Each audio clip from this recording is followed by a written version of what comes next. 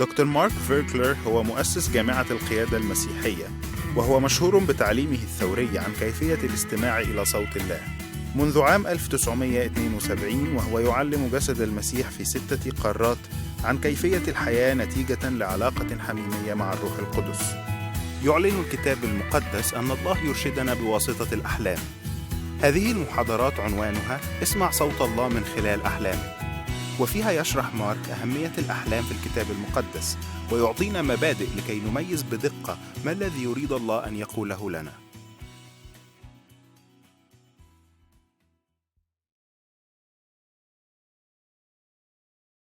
المحاضرة السادسة بعنوان قواعد تفسير الأحلام وسط مجموعة.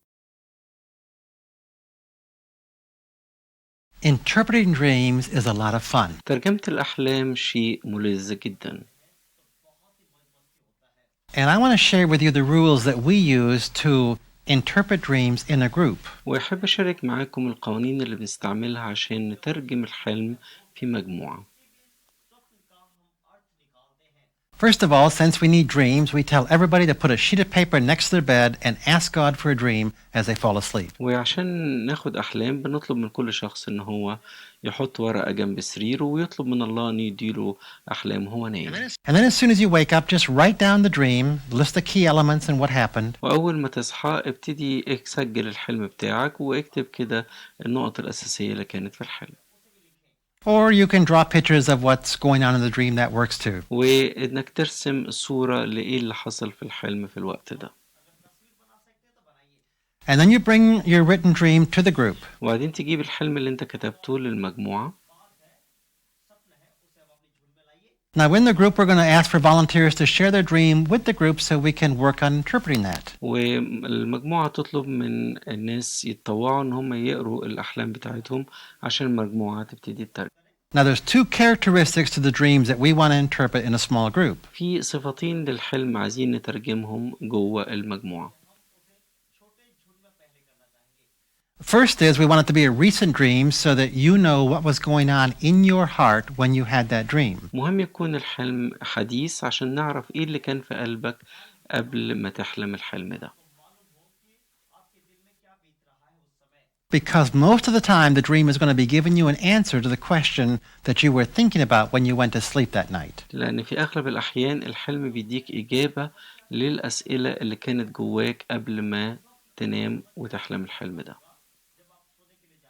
So requirement 1 is the dream has to be from the last week or 2 of your life. عشان كده لازم الحلم يكون بقاله أسبوع أو 2 بالكتير في حياتك. And requirement 2 is we'd like it to be a shorter dream and not a longer dream. والطلبة التانية إنه لازم يكون حلم قصير مش حلم طويل. Because even a short dream might take us 15 or 20 minutes to interpret. لأن حتى الحلم الصغير ياخد على الأقل 15 ل 20 دقيقة عشان نترجمه. All right, so now we're going to have the dreamer come to the front of the class and read their dream. ونطلب من الشخص اللي حلم الحلم إنه يطلع قدام المجموعة ويبتدي يقرأ الحلم بتاعه. And they're going to stay in the front of the class so we can ask them questions as we go through the interpretation process. وبعدين يستمر في مكانه لغاية ما الناس يسألوه بعض الأسئلة اللي تساعدهم في ترجمة الحلم. And we're going to have them read the dream twice because we hear things the second time we didn't hear the first time. وهنطلب منه يقرأ الحلم مرتين لأن في حاجات بنسمعها تاني مرة مش هنسمعها لو سمعنا الحلم لأول مرة. A lot of times the dreamer will remember something the second time that he forgot the first time. وساعات كتير الحلم يفتكر حاجات في المرة التانية ما افتكرهاش في المرة الأولى. And when the person's reading the dream, we're going to have somebody else at a whiteboard just listing the different events of the dream as he goes through it. وبنخلي شخص تاني واقف على سبورة بيضاء يسجل كل أحداث الحلم. So he's walking on a path, we list that. لو ماشي في طريق بنكتب كده. He meets a big group of people, we list that. ومعاه مجموعة كبيرة بنكتب كده. And so each major event, we just list it and leave a little space between each item so we can come back and suggest ideas as to what that might mean. وبعد كده بنكتب كل الأحداث الرئيسية في الحلم وبنسيب كده مسافات بينها عشان نكتب جنبيها إيه ممكن تعني. And then after he's shared the dream twice, if the class doesn't understand something, they can ask him to clarify the dream, to make sure they understand what the dream is about. وبعد ما يحكي الحلم مرتين لو حد من المجموعة مش قادر يفهم حاجة بيسأله وبيوضح له الصورة أكتر. All right, and we want to write the person's name on the whiteboard so that we can address the person by name. وبنكتب اسم الشخص على السبورة البيضاء عشان نقدر نحكي مع الشخص باسمه. And on the top of the board, we want to write two phrases. One is key emotion, وفي قمة السبورة هنكتب كده عبارتين: المشاعر الرئيسية and the other phrase is key action. والأفعال الرئيسية. And we're going to ask them to answer those two questions. وهنطلب من الشخص إنه يجاوب على السؤالين دول.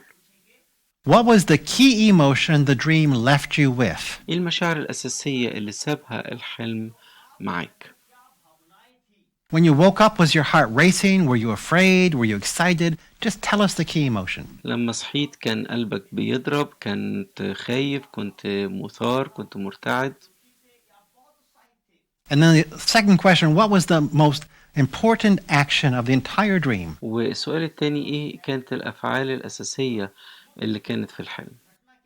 The thing that stood out to you more than anything else. الحاجة اللي لفتت نظرك أكتر من أي حاجة تاني. And we'll list those two answers on the top of the whiteboard. ونكتب الإجابتين دول على قمة السبورة البيضاء. And then we'll ask them, where in your life are you experiencing that emotion and that action? بعد كده نسأله فين في حياتك أنت بتختبر المشاعر دي أو الأفعال دي. And that'll help us get the setting as to what the dream maybe is talking about. وده بيورينا يا ترى الحلم كان بيتكلم عن إيه. And then we'll go through the different things on the blackboard. We'll start with the first one and we'll offer suggestions as to what it maybe could symbolize. وبعد كده نبتدي ناخد قائمة الرموز دي ونمشي واحدة واحدة ونحاول نقترح ممكن تكون بتشير إلى إيه. I mean, walking on a path, so we can say, well, it's the path that you're on in your life. ولو شخص ماشي في طريق معين نقول ده طريق معين في حياتك. And so we let people from the class just throw out ideas and say, hey, it could be this, could be this, could be this. ونخلي ناس من المجموعة يبتدوا يرموا أفكار أو يقترحوا أفكار، ممكن يبقى كده، ممكن يبقى كده، ممكن يبقى كده. And whoever's writing on the whiteboard will just list abbreviations of what these different ideas are. والشخص اللي واقف على السبورة البيضاء يبتدي يكتب باختصار إيه الأفكار دي. So we don't jump into the middle of the dream. We start at the beginning of the dream and we work our way down to the dream. ومش بننط في وسط الحلم، احنا بنبتدي في أول الحلم وبناخده فكرة فكرة. Now, if as you're working your way through the dream, the dreamer all of a sudden says, oh my gosh, I know what this is talking about. وممكن في وسط ما احنا بنتكلم الشخص اللي حلم الحلم يقول لك اوه أنا دلوقتي فهمت ربنا عايز يقول لي إيه. And if they realize it's something private that they don't want to share with the whole group, they can say to the group, okay, I don't want to go any further now. لو هو أدرك إن ده شيء خاص جدا بيه ومش عايز يشاركه مع المجموعة يقول لهم أوكي شكرا أنا مش هقدر أكمل أكتر من كده. And that's fine. We'll just honor that and that dream will be over. We'll go on to the next one. ومهم إن احنا نقدر ده ونحترم ده ونروح للحلم اللي بعده. Otherwise, we go all the way through the dream and then we ask the dreamer to come to the whiteboard. وبعد كده نتحرك على النقط اللي في الحلم ونطلب من الشخص اللي حلم إنه يتحرك للسبورة. And we say, how about if you draw a line through any suggestions that you know are definitely not right? ونقول له إيه أخبار إنك تشطب كده على كل اقتراح أنت حاسس إنه هو بعيد خالص عن الموضوع. And the suggestions that your heart leapt to and said, yeah, that's good, circle those. والأفكار والمقترحات اللي أنت قلبك نط كده وقال لك ممكن ده يكون حط دايرة حواليها. And then when you're done doing that, tell us if you sense that you know what the dream was about. Tell us what you sense it's about. ولو أنت حاسس ممكن يكون حلم عن إيه يا ريت تقول لنا إيه اللي أنت شعره دلوقتي. Now, this method's a lot of fun. Everyone's just chipping in ideas. والطريقة دي لطيفة ولذيذة جدا، كل واحد بيبتدي يقول أفكار.